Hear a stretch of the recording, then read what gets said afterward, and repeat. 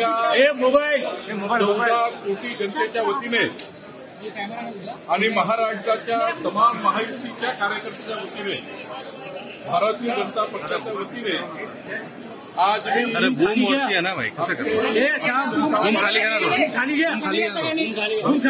विधानमंडळ गटाचे अध्यक्ष माननीय देवेंद्रजी फडणवीस यांना मनापासून शुभेच्छा येतो। आमचे माझा खाली आहे भाई, लोकप्रिय प्रधानमंत्री नरेंद्र मोदीजी यांच्या नेतृत्वामध्ये महाराष्ट्रामध्ये ऐतिहासिक विजय आम्हाला मिळाला। मोदीजींनी एक है तो सेफ है, एक है तो सेफ है हा नारा दिला आणि संपूर्ण महाराष्ट्राच्या जनतेने एक है तो सेफ है हा नारा स्वीकारला। आमच्या एकनाथ शिंदेजी आणि महायुती सरकारने केलेल्या योजना आणि दिलेला जाहीरनामा हा जनतेने स्वीकारला।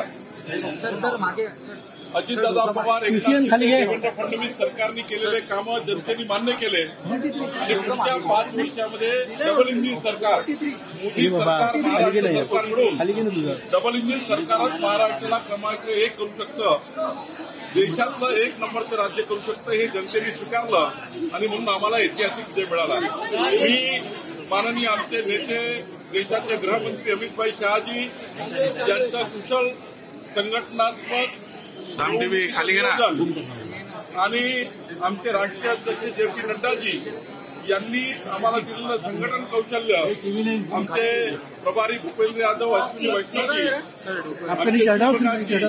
आणि संपूर्ण केंद्राची या ठिकाणी सर्वांनीच खूप मोठं सहकार्य आम्हाला केलं।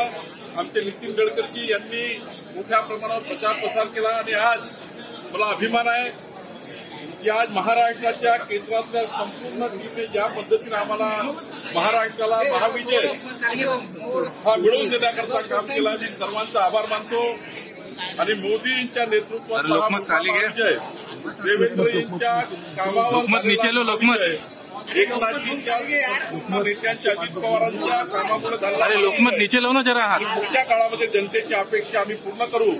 आमचं सरकार जेव्हा देवेंद्रजी उद्या मुख्यमंत्री म्हणून शपथ घेतील, आमचे एकनाथजी अजितदादांचे सर्व त्या ठिकाणी सरकार बनेल आणि या ठिकाणी जे आमचं सरकार बनेल ते अत्यंत महत्वपूर्ण सरकार, महाराष्ट्राला आतापर्यंत विकास सर्वात मोठं विकासाचं सरकार, सर्वात जास्त विकास करणारं सरकार, जनतेला आशा अपेक्षा पूर्ण करणारं सरकार महाराष्ट्रात येईल।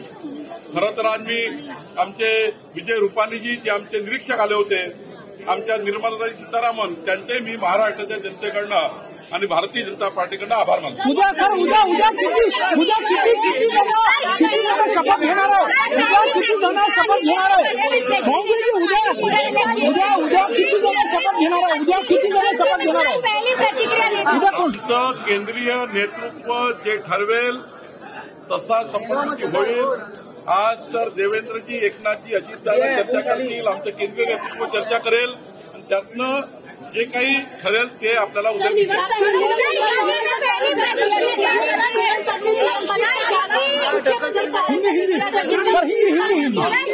आमची पार्टी सामूहिक निर्णय करणारी पार्टी आहे। एकनाथजी अजितदादा आमचे 13 पक्ष आहे, सर्वांची चर्चा करावी लागतं। सरकार बनवताना असं नाही आहे की बाबा आजच भाजपाने आपलं मुख्यमंत्रीपद बनवून टाकलं, असं नाही आहे। आम्ही सर्व महायुतीला चर्चा करून एकनाथजी देवेंद्रजी अजितदादा बसून आमचं केंद्रीय नेतृत्व बसून याला वेळ लागतो आणि आमचे पोर्टफोलिओ काय राहतील, आमच्याकडे पालकमंत्री कसे राहतील हे सर्व चर्चा होतं। शेवटी सरकार पूर्ण बसतं आणि त्यामुळे मला वाटतं थोडा उशीर होणं योग्य आहे, पण त्या ठिकाणी महाराष्ट्राला पुढचे 5 वर्ष न्याय मिळाला पाहिजे याचं सरकार आमची बनवतो आहे। त्यामुळं थोडा उशीर झाला तरी याचा आनंद पूर्ण महाराष्ट्राला आहे।